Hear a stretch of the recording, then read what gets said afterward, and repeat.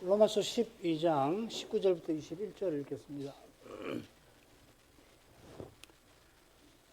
12장 19절 내 사랑하는 자들아 너희가 친히 원수를 갚지 말고 진노하심에 맡기라. 기록되었으되 원수 갚는 것이 내게 있으니 내가 갚으리라고 주께서 말씀하시니라. 내 원수가 줄이거든 먹이고 목마르거든 마시오라. 그리함으로 내가 숯불을 그 머리에 쌓아 놓으리라. 악에게 지지 말고 손으로 악을 이기라.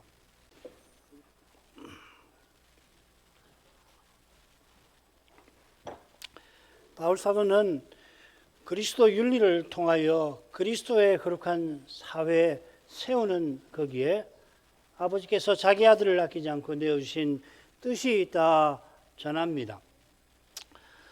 이 위대한 서신 한 가운데 그 8장에 보면 아버지께서 아들을 아끼지 않고 내어주셨다 하고 그 앞에 그 목적이 그 아들의 형상을 본받는 데 있다 하였고, 본론의 마지막 지금 12장부터 마지막인데 아들의 형상을 본받는 것이 뭔가 결국 그리스도의 사회를 이루는 거라 교훈하는 것입니다.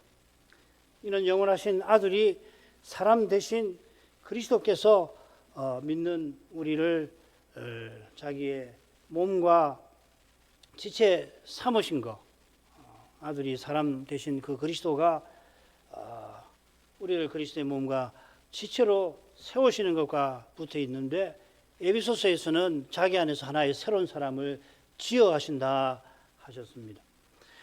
이것을 놓치면 기독교 신앙은 개인 구원으로 매우 협소해지고 심지어 개인 도덕 윤리로 전락하고 말기 쉽습니다. 개인 윤리는 이기적인 것처럼 보이니 사회학을 바로잡자 하는 소위 사회복음주의가 19세기 후반부터 팽배해지는데, 그러나 이 사회복음주의는 개인 구원을 전하는 복음주의보다 못하기 십상입니다. 훨씬 못하지요. 예수 믿고 천당이 더 낫지요. 어떤 의미에서. 그러나 우리 종교는 철두철미 그리스도교입니다. 기독교, 그리스도교입니다.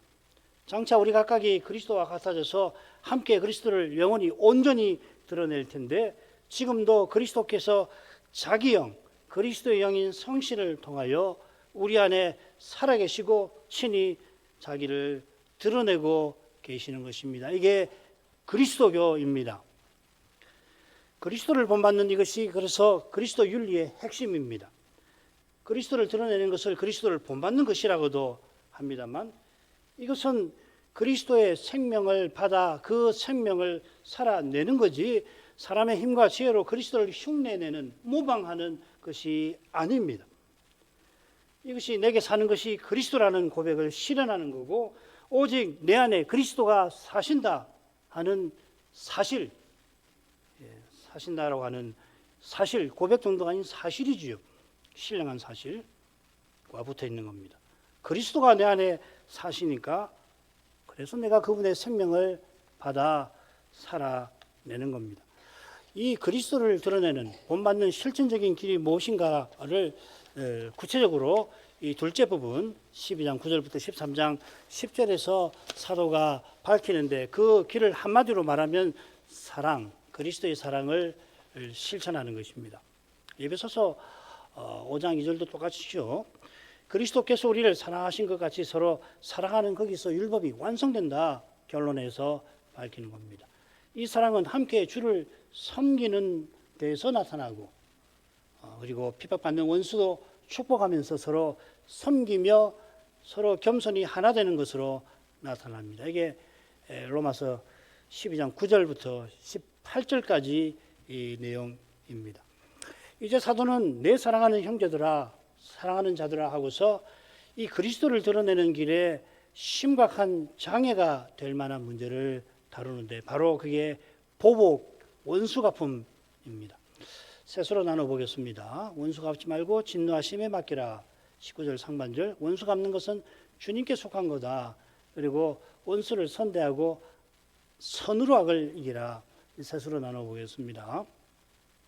사도는 따라서 이 원수 갚는 것이 주님께 속한 거다, 부활하신 주께 속한 거라고 하는 것을 강조하면서 우리들은 오히려 선을 행하라, 그래서 악을 이기라 하는 것입니다. 달리 말하면 주님이 우리를 통해서 이런 방식으로 지금 여기서 악을 제거해 없이 하신다 하는 것이겠죠.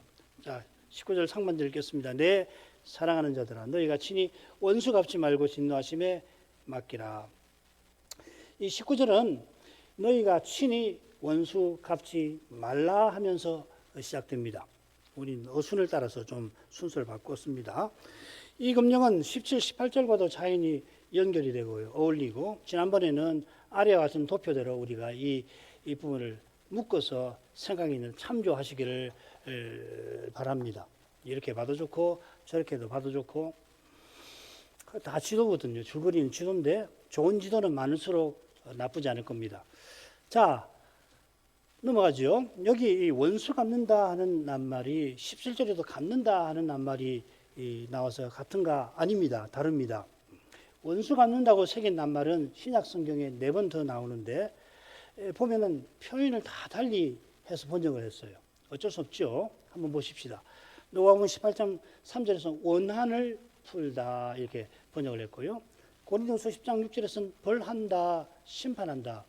계시록 6장 10절에서는 신원한다. 이게 누가복음 18장 3절하고 똑같은 말이죠. 한자말을 한글을 풀면 누가복음 18장 3절 원한 풀다가 되겠죠. 19장 2절에는 갚다 이렇게 되어 있습니다. 여기는 원수를 갚다 이렇게 풀어놨습니다.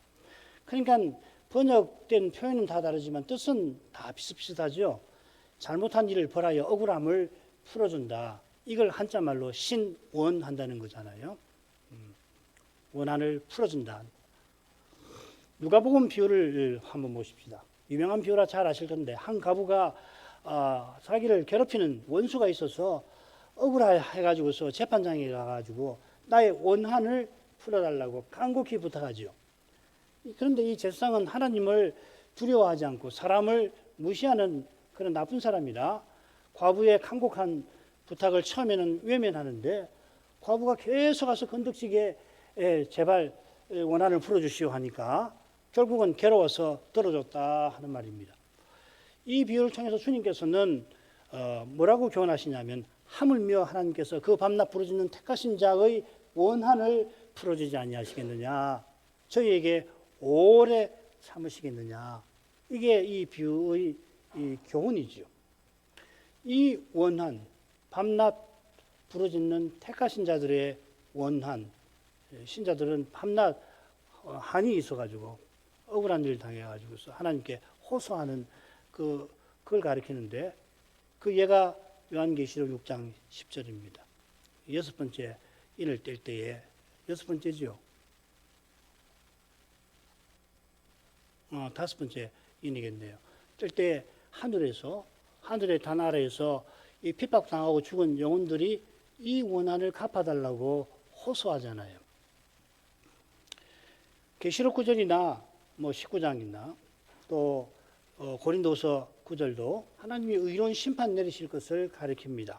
지금 로마서에서도 갚으려는 원한이 사사로운 것이 아니라고 하는 것을 암시하는 거죠. 지난 시간 살핀 핍박처럼 교회와 신자가 믿음의 길에서 억울하게 당하는 일을 가리키는 거예요.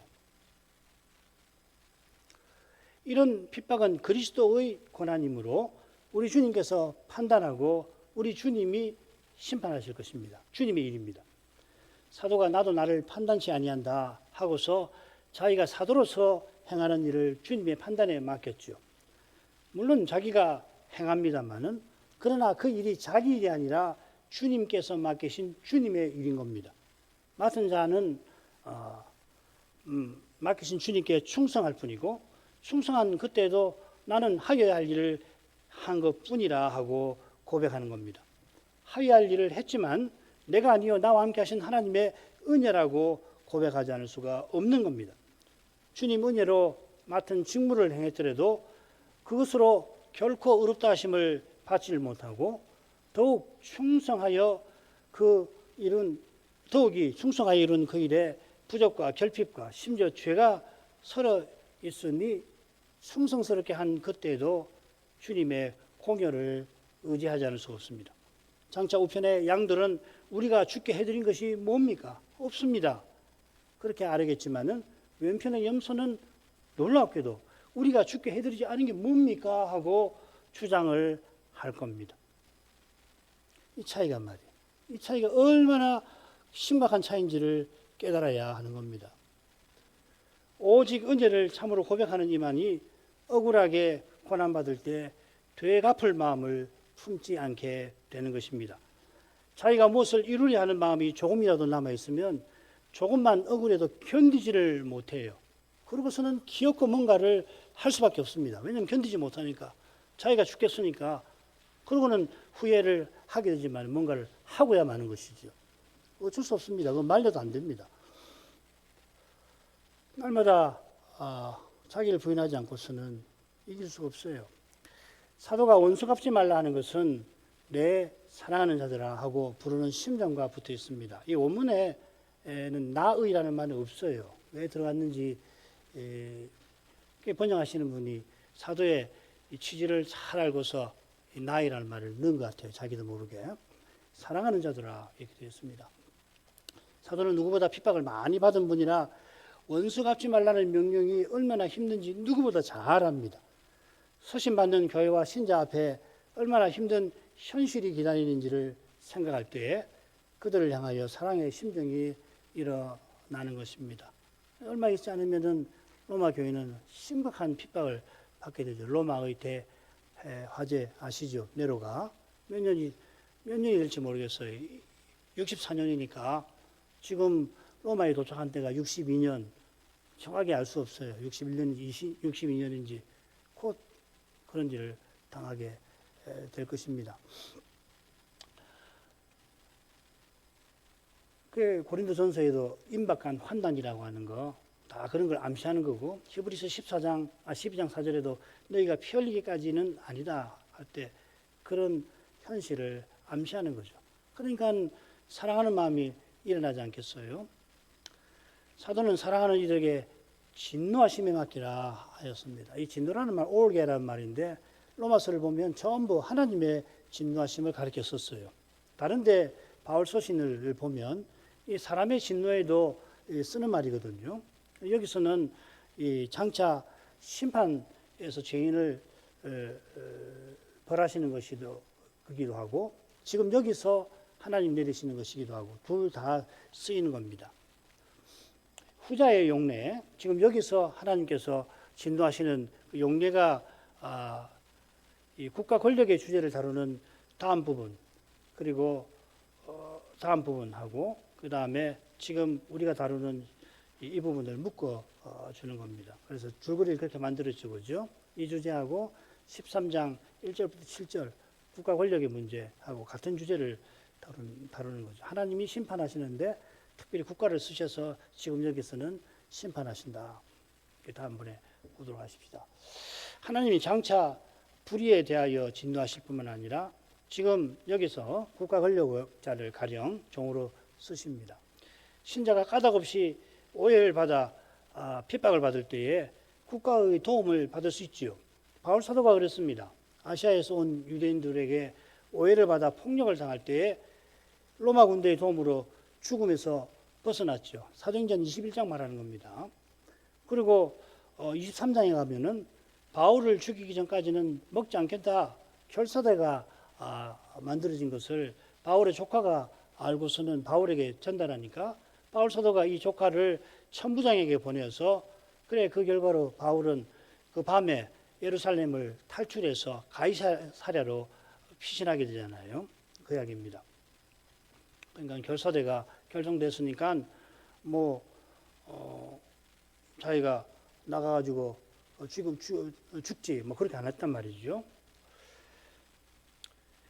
사도는 물론 주신 사명을 이루려고 한 거지 무서워 목숨을 부지하려 함은 아닙니다.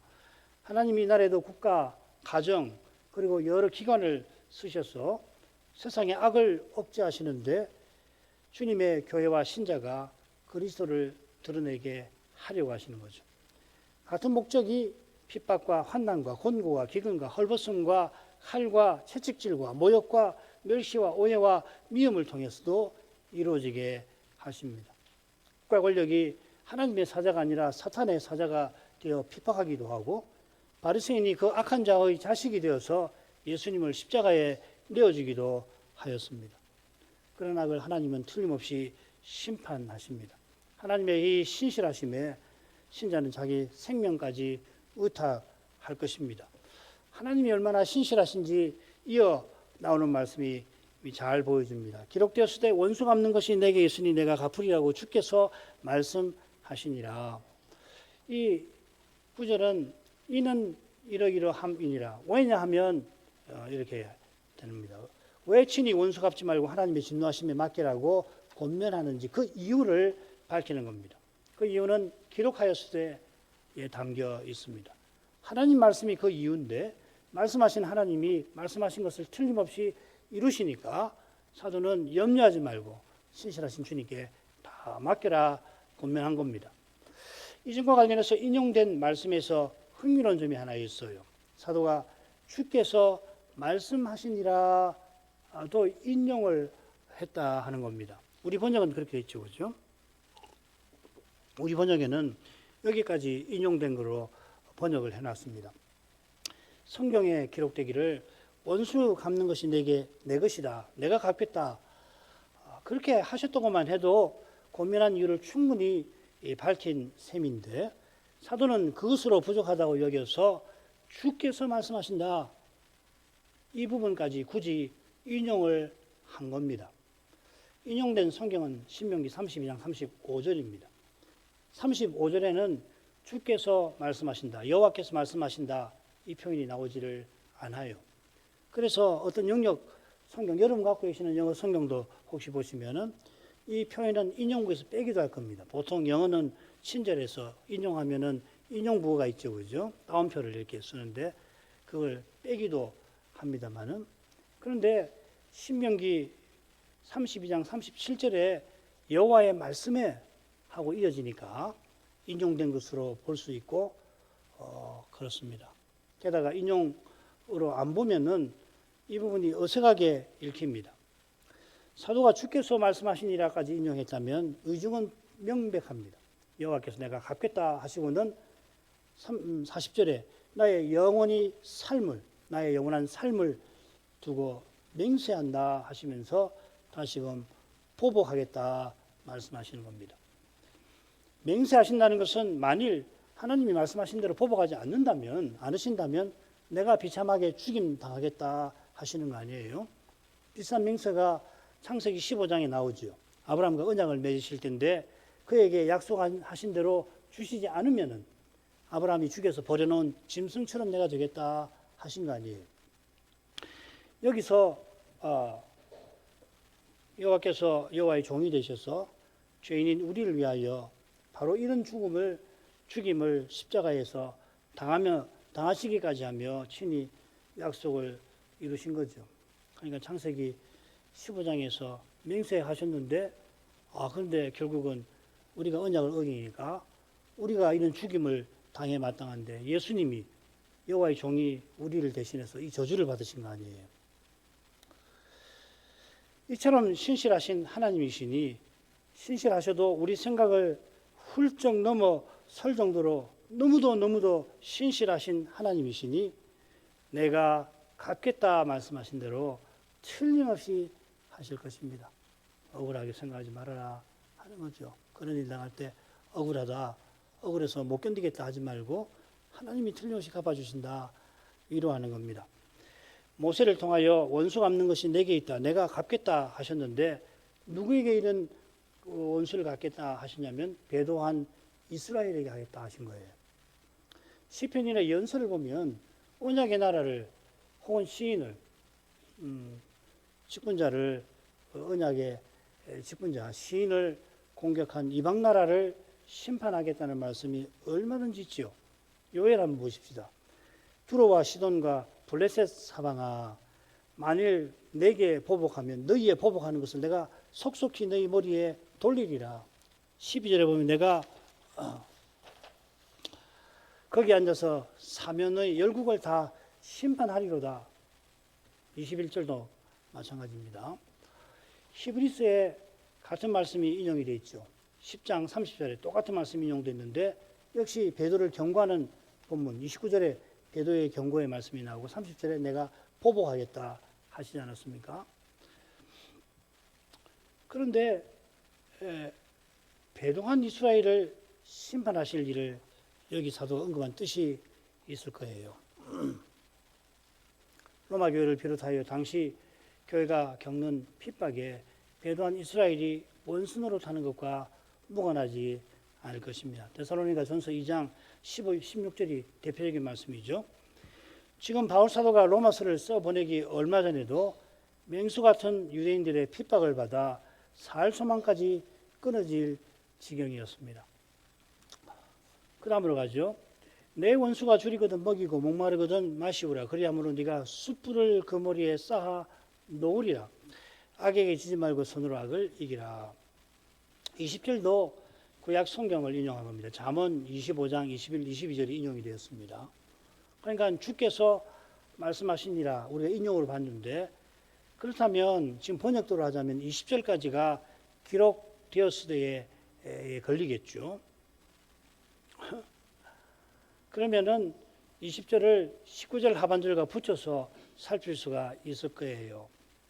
근데 복잡한 얘기 다 빼죠. 20절 앞에 그러나가 있습니다. 아주 강한 그러나입니다. 이건 그러나라고 번역하면 좋아요. 그 말이 나옵니다. 그래서 이거는 붙여서 인용한 게 아니라 별도로 인용한 것이라고 읽어야 합니다. 그래서 20절과 21절을 붙여서 생각하겠습니다. 로마서에 원수가 3번 나오는데 나머지 2번 전부 다 하나님의 원수입니다. 우리가 원수되었을 때 또 11장 28절에 보면 복음으로 하면 유대인들이 원수된 자예요. 여기는 내 원수라고 했지만 하나님이 틀림없이 진노할 사람이고 19절의 본대로 배도한 사람에 대한 진노라면 하나님의 원수겠죠. 이것은 숯불의 이미지와도 붙어 있습니다. 원수가 줄이면 먹을 것을 주고 목말라면 마실 것을 주라고 하십니다. 이는 사도가 바로 이 시간까지 우리가 줄이고 목마르며 고난받았다 하는 것과 묘한 대조를 이룹니다. 고린도서 4장 11절인데요. 이 로마서를 쓰기 얼마 전에 보낸 서신 아닙니까? 사도가 하나님을 떠난 세상에 구원의 복음을 전하는데도 이 세상은 줄이고 목마른 사도에게 먹을 것과 마실 것을 주질 않았습니다. 이런 일을 두고서 주님께서 장차 심판대에서 왼편 염소들에게 너희는 내가 줄일 때 먹을 것을 주지 아니하였고 목마를 때 마시게 아니하였다 책망하실 겁니다. 이 지극히 하나에게 하지 아니한 것이 곧 내게 하지 아니한 것이다 하셨는데 지극히 작은 자란 말이 2가지로 쓰여요. 소자라고도 번역이 되는데 누구보다 복음 전하는 사람을 가리키는 표현입니다. 복음 전하는 종이 줄이는데 주지 아니하는 것은 그리스도를 홀대하는 거다. 내게 주지 아니한 거라 하시는 겁니다. 물론 하나님 백성 하나에게도 그렇게 하면은 그리스도를 홀대한 것이라고 하시죠. 더구나 말씀 전하는 종에게 그렇게 하면 틀림없죠. 그리스도를 홀대하는 거 아니에요. 그런데 우리 하나님께서는 하나님을 대적하는 원수들에게도 먹을 것과 마실 것을 주십니다. 마태복음 5장 45절 하나님이 그 해를 악인과 선인에게 비치게 하시며 비를 의로운 자와 불의한 자에게 내리우심이라. 사도행전 14장 17절도 마찬가지죠. 결실기를 주신다. 먹을 것과 마실 것을 주시는 것은 돌이켜 살아계신 하나님께로 돌아오라 하심입니다. 하늘아버지께서 원수를 선대하시니 자녀인 우리도 그리할 것입니다. 이게 대접받고자 하는 대로 대접하는 심정이죠. 대접받고자 한다는 것은 내가 믿음의 길에서 줄이고 목마르지만 이 일 외에는 나같이 먹지도 못하고 마시지 못하는 그거 외에는 누구라도 나와 같이 되기를 바라는 것이 이 말씀에 대접받고자 하는 대로 대접하라는 말씀에 담긴 심정 아니에요. 하늘아버지께서는 이 순간에도 온갖 선한 것을 주셔서 하나님께로 돌이켜 자녀답게 원수도 사랑하며 살아가게 되기를 바라시는 것입니다. 이런 사랑을 받는데 계속해서 원수 노릇을 하면 네가 숯불을 그 머리에 쌓아 놓으리라. 여기 이제 쌓아 놓으리라는 게 조금 번역이 명료하지 않은데 지금 계속 쌓아 놓는다는 게 아니라 장차 쌓아 놓을 거다 이 말이에요. 숯불, 불이 붙은 숯 아니에요. 숯불이라고 하는 것은 숯을 놓는 게 아니라 숯불을 놓는 거거든요. 불타오르는 숯을 머리 위에 쌓아 놓게 될 거다.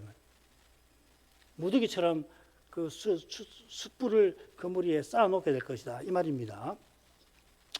숯불은 여호와 하나님이 나타나실 때 동반되는 현상인데, 예를 들면은 우박과 함께 동반되기도 하고요. 횃불과 함께 이 생물, 이 그룹이죠. 그룹의 모양이기도 합니다.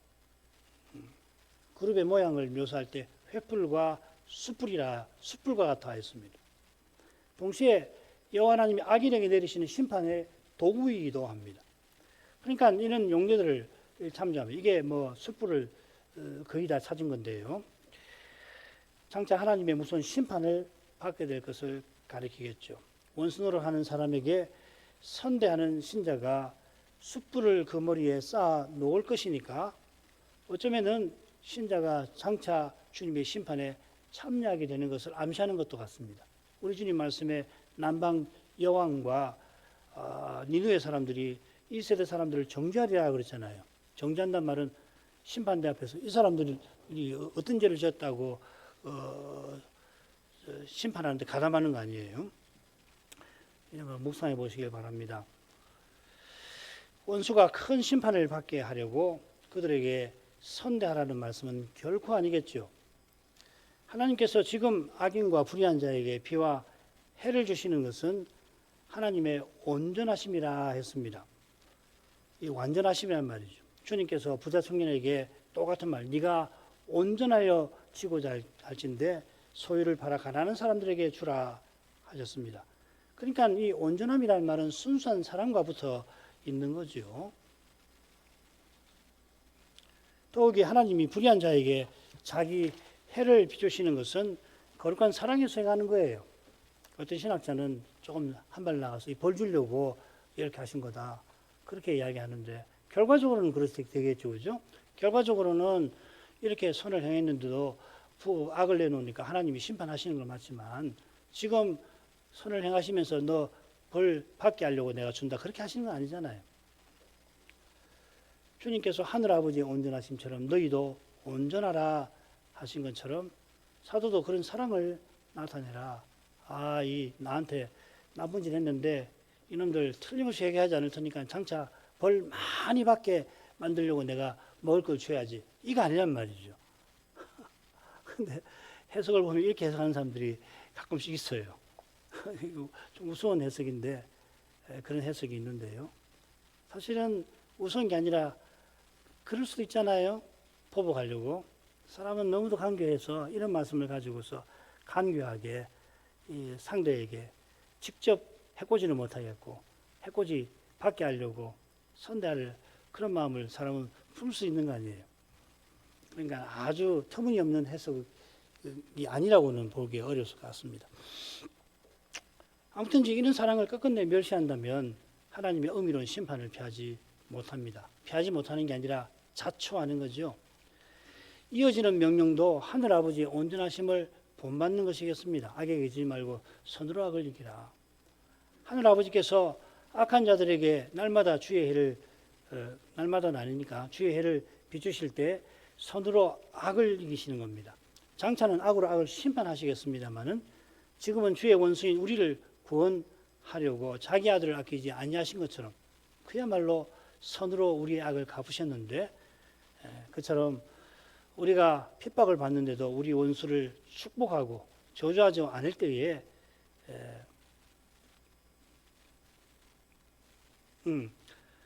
아들들로 삼으신 우리를 통해서 이렇게 선으로 악을 이기려 하는 것입니다. 핍박받는 우리를 통해서 선으로 악을 이기려 하십니다. 사람의 눈에는 물론 악이 선을 이기는 것처럼 보일 수도 있습니다.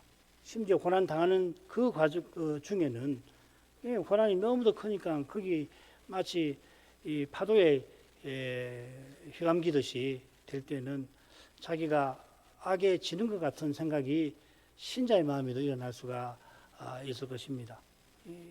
억울한 심정이 일어나는 게 그런 증거가 될 것입니다. 하나님 말씀대로 착하게 살면서 누구에게 뭐 해코지는커녕 오히려 누구에게라도 착한 일을 해왔는데 까닭없이 오해와 미움을 받을 뿐만 아니라 심지어 해코지까지 당하게 되면 어떻게 이런 수가 있는가 하고서 그런 마음에 휩싸여 가만히 있지 못할 수가 있습니다. 이런 상태에서 벗어나지 못하고서 급기 당한 대로 돌려줘야 하겠다 하면은 악에게 지는 것입니다. 사랑 입은 자녀처럼 하나님을 본받는 이가 악에게 지지 않습니다. 사랑 입은 자녀라고 했는데 어떤 사랑을 입었나? 하나님이 자기 아들을 아끼지 아니하고 내어주시는 그런 사랑을 입었다는 이야기 아니에요. 에베소서 5장 2절, 5장 1절입니다. 사랑 입은 자녀처럼 너희는 하나님을 본받는 자가 되어라. 그 말씀에 담긴 게 그거죠. 사랑 입었는데 어떤 사랑을 입었나? 2절에 그리스도께서 우리를 위해서 자기를 버리신 그런 사랑을 아버지가 우리에게 주셔서 자녀로 삼으셨으니까 우리도 하늘 아버지를 본받아 사랑하되 그 길은 그리스도처럼 사랑하는 거라고 에베소서 5장 2절이 교훈하는 거 아닙니까? 사도가 이런 사랑으로 손으로 악을 이겼습니다. 고린도 전서 15장 30절 이하를 읽겠습니다. 또 어찌하여 우리가 때마다 위협을 무릅쓰리요. 형제들아 내가 그리스도 예수 우리 주 안에서 가진 바 너희에게 대한 나의 자랑을 두고 단언하노니 나는 날마다 죽노라. 내가 범인처럼 에베소에서 맹수로 더불어 싸웠으면 내게 무슨 유익이 있느냐. 에베소에서 맹수와 더불어 싸웠는데 날마다 죽는 태도로 싸웠지 범인처럼 싸우지 않았다 하였습니다. 맹수와 더불어 싸운 것은 유대인들이 맹수처럼 아시아의 유대인들이 특별히 그랬는데 이성 없는 짐승처럼 까닭없이 바울을 미워하고 죽이려 한 일을 가리키는 거죠. 범인이라면은 자기를 죽이려고 덤벼드는 맹수와 맞서서 칼을 들어 죽이려 할 거고 검투사 같은 실력이 있으면은 당연히 그렇게 하겠죠. 남을 죽여야만 자기가 사는 검투사처럼 연약한 인생은 무슨 수로든 우선은 살고자 하는 겁니다. 오죽하면 물에 빠져서 지푸라기를 잡는다는 말이 나오겠습니까? 그런데 사도는 전혀 다른 태도를 취합니다. 사역을 해봤습니다. 나는 날마다 죽노라. 형제들아 내가 그리스도 예수 우리 주 안에서 가진 바 너희에게 대한 나의 자랑을 두고 맹세코 이런 표현입니다. 이런 태도는 장차 그리스도와 같아질 부활을 향하여 살아가는 데서만 나오는 겁니다. 이 태도는 내게 사는 것이 그리스도니 죽는 것도 유익함이라는 고백과 딱 붙어 있습니다. 이 유익이란 말은 장사를 해서 남기는 돈, 남는 돈을 가리키는데 다른 것은 다 없어지고 사라질 것뿐이고 오직 그리스도만 영원하시니 그리스도를 믿음으로 이미 모신 이는 죽어도 손해가 아니라 오히려 남기는 게 있는 겁니다. 얼마나 이익인지 바울 사도는 만일 하나님이 택하라고 하시면 당장이라도 내가 죽는 편을 택하겠다 할 정도로 이익인 거예요. 그런 까닭에 사도는 교회와 신자 안에서 예수의 생명이 역사하도록 자기 안에서 사망이 역사하는 편을 택합니다. 그런즉 사망은 우리 안에서 역사하고 생명은 너희 안에서 하느니라. 자기가 고난을 받아서 그 결과로 교회 안에 그리스도의 부활의 생명이 나타나기를 바란다 이 말이죠.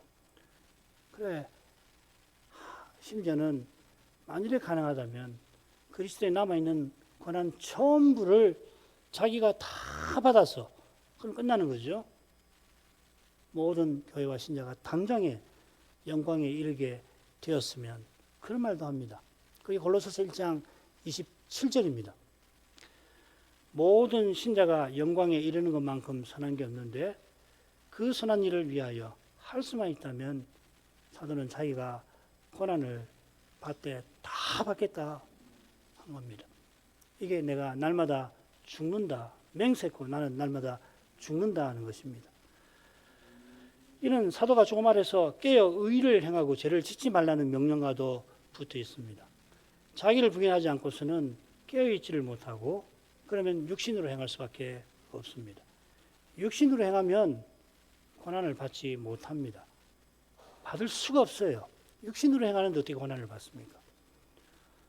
육신으로 행하면 심지어 세상 사람처럼 남을 죽여서라도 내가 살려고 하는 겁니다.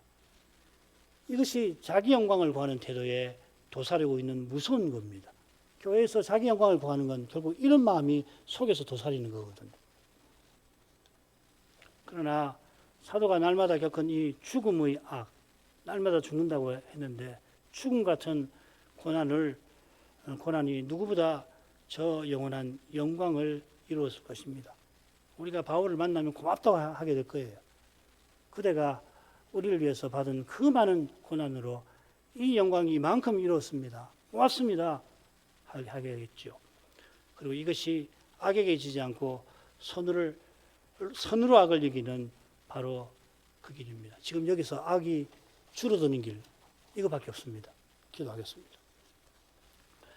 거룩하신 아버지, 사도를 통해서 하늘아버지 온전하심을 본받아 살 길이 어디 있는지 더욱 알려주셔서 감사합니다. 사도가 선으로 악을 이기라 전할 때 모든 사람 앞에서 선한 일을 도모하라고 교훈할 때 그 마음에 그리스도의 사회가 가득하였음을 믿습니다. 이 거룩한 사회를 위하여 주님은 십자가를 지셨고 이제 부활하여 하늘에 계십니다. 이 위대한 일을 위하여 지금 간구하실 뿐 아니라 성신과 말씀으로 그 사회를 친히 이루어 가시기도 합니다. 이게 너무도 거룩한 일이라 사람의 생각과 경험을 당연히 넘었습니다. 그래서 믿음의 눈이 아니면 이 분명한 현실이 눈앞에 있어도 보지를 못하고 믿음이 아니면 이 현실을 맛보지 못합니다. 이 믿음이 오직 은혜에 있음을 기억합니다. 하나님 은혜가 이 시대에 더욱 절실한 것을 고백합니다. 때를 따라 도우시는 은혜가 저에게 너무도 절실합니다. 하감하시고 긍휼히 여겨주셔서 이 은혜를 내려주시옵소서. 그리하여 사도처럼 그리스도와 함께 고난받는 그리스도의 고난에 기꺼이 참여할 수 있게 하시옵소서. 예수님 이름으로 기도합니다. 아멘.